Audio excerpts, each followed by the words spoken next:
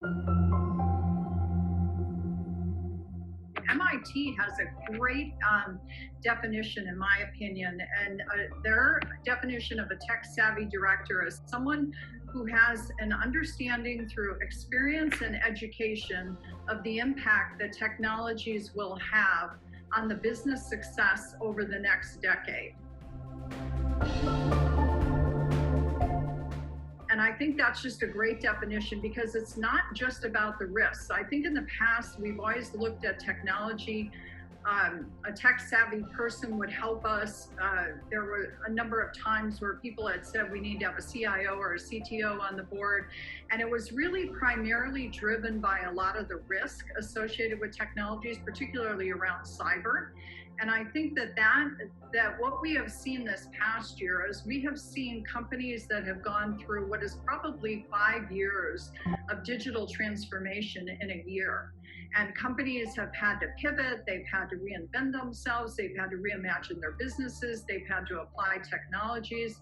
And I think it is critical when you think about companies going through that their boards are also able to understand that. And if you haven't looked at the MIT paper on this about a tech-savvy board, I encourage you to do that because one of the interesting statistics in it was that 30 companies who have tech-savvy or digitally savvy boards have a 34% increase in revenue growth, market cap growth, and return on assets.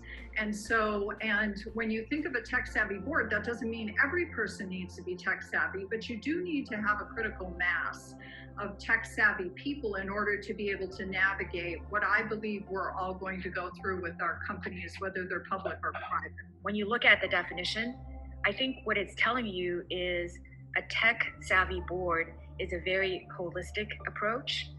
And I can't tell you how often when I anecdotally talk to boards and you ask this question and their response is, yes, we have a tech-savvy board because we have a cybersecurity committee or we have, a technology committee.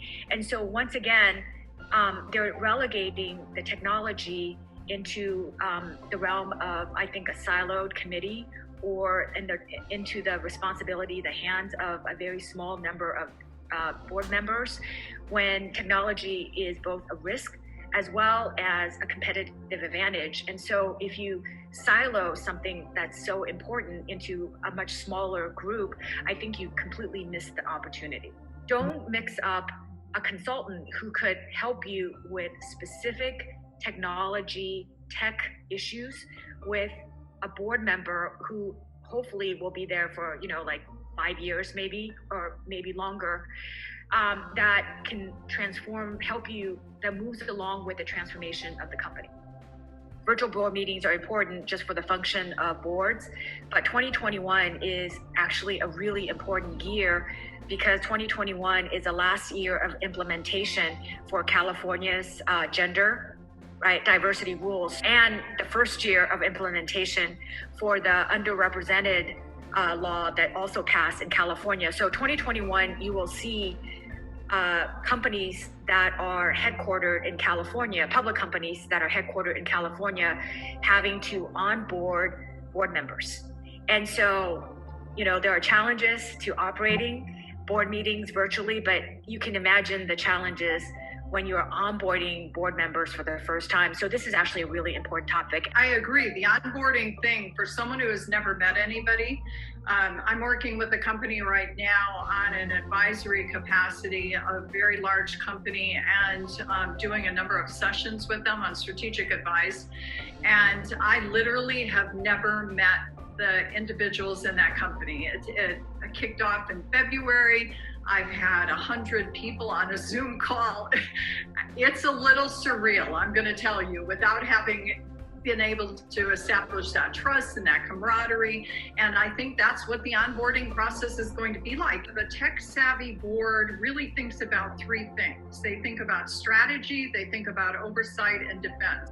So when you think about strategy, it's really about not just threats, but opportunities. So this is, You know, there are some who might say that a tech-savvy board is the financial differentiator of a company because of the ability to pursue opportunities that are out there as well as competitive threats. On the oversight side, we are responsible for the digital transformation of our companies. And with that comes an enormous amount of tech spending. Tech spending has increased by 10x in the last couple of years. It's huge. So the tech spending oversight has to be there as well. Are we making the right investments? Are we spending the right amounts of money? And then on the defense side, of course, cyber, which we've talked about, but there's also business continuity risk, which has been in play for a long time. Without the technology, there's always a risk for business continuity. But in addition to that, there's the added components of privacy and compliance now. As we see additional privacy legislation passed, our companies are also exposed, especially in California, as well as internationally through GDPR.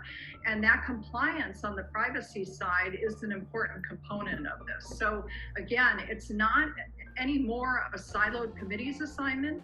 It's important for the entire board to be either have some level of tech understanding, and then the board education component is important too, for those that don't, to continuously educate your board on the relevance of technology to your businesses.